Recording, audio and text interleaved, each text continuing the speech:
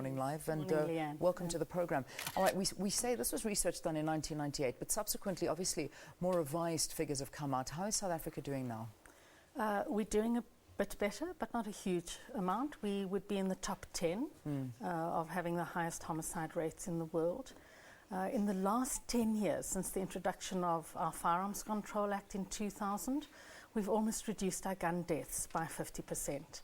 So that's significant, but gun violence remains an enormous challenge for us in South Africa. Yeah, I mean, when you look at gun violence in South Africa, how prevalent is it? I mean, when we see cases like what came out last week, how often do these cases occur?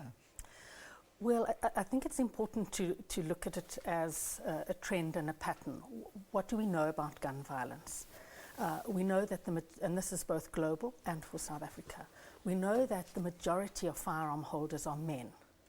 Men are also the primary victims of gun violence, and they're also the primary perpetrators. So if you look at firearm homicide rates, it's usually 7 men to 1 woman. However, what we also know, and this is also a global phenomenon, is that women are particularly vulnerable to gun violence in the home by someone who is known to them. Yeah. So women face particular risks in the home. So men kill each other on street corners, in bars, in public spaces. Like much of violence against women, women are particularly vulnerable to gun violence in the home. There'll be a lot of people sitting at home right now who are gun owners and who are safe gun owners and use their guns, if they ever use their guns, but they use it, I suppose, in a very responsible manner and have gotten it in the right means. We talk about gun-free societies. You know, South Africa, can it ever become a gun-free society? Well, I think it's something worth wishing for and working towards. I think it's a possible vision to achieve. And I think with the kinds of gun violence we've seen in the last couple of weeks, I think it's in fact an imperative that for me enough is enough, and we can prevent gun violence. When I spoke earlier about the trends and patterns, we know who kills whom, when, and with what weapons.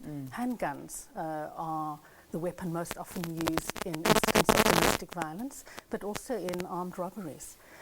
So we have the data. Once you have that kind of information, then it means you can prevent.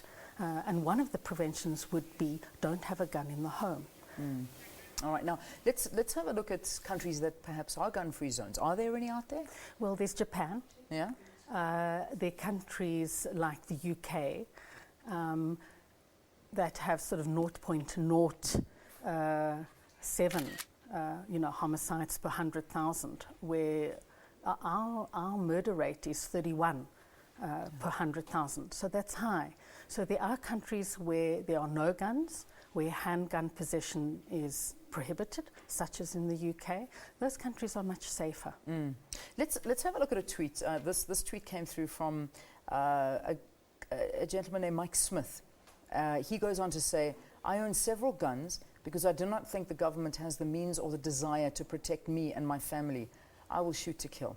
And I suppose this tweet goes in line with the question that I'm about to ask, saying that according to statistics, 12.7 in every 100 people in South Africa owns a gun, and there are almost 6 million civilian firearms.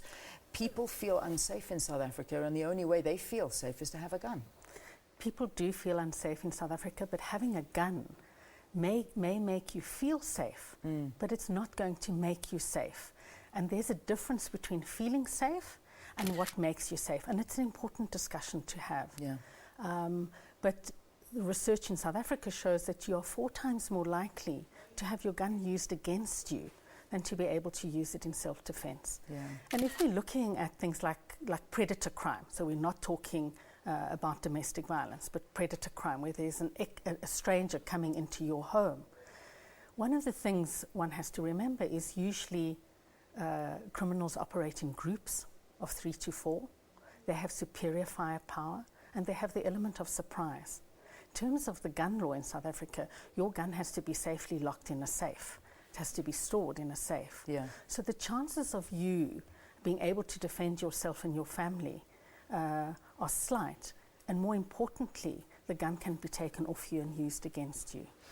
So guns are not the solution to a safe South Africa. Adele, they're shouting at me to wrap this interview, but I have to ask one important question. I mean, we look at what's happened now with Oscar Pistorius, and let's not focus on the case, let's focus on the incident with the gun. The world is now watching us, and already there was a huge outcry about gun violence in South Africa. It was a trending topic worldwide. What is this going to do in South Africa? Perhaps, do you think this is going to set an example? Do you think we'll see some changes happening in society?